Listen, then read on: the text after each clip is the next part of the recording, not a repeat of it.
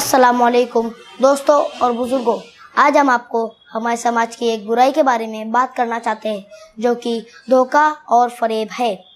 धोखे से चीज़ हासिल करने को आजकल लोग फन समझते हैं, यहाँ तक कि लोगों को उसे गर्व से बताते हैं किस तरह मैंने उसे बेवकूफ़ बनाकर अपना फ़ायदा हासिल किया। जबकि हदीसों में हमें मिलता है कि जो धोखा दे वो हम मुसलमानों में से नहीं। कुछ अहदीस हमें ये भी बताती है क्या धोखा देना मुनाफिकत की निशानियों में से है, यानी ये जो मुसलमान धोखा दे वो मुसलमान नहीं रह जाता, वो मुनाफिकत इख्तियार कर लेता है। इसलिए हम मुसलमानों को चाहिए कि किसी को भी धोखा ना दे, चाहे हम उसे पहचानते हो या ना पहचानते हो। हमें कुरान भी बताता है कि हमें कोई भी चीज़ चीटिंग से नहीं करना चाहिए। हम एग्जाम्स में चीटिंग करते हैं, किसी का पैसा लेते तो वापस नहीं लौटाते, माँ बाप को झूठ बोलते हैं। हमें इन सब गुनाहों से तौबा करने की ज़रूरत है। अल्लाह हम सबको नेक तौफीक दे, आमीन।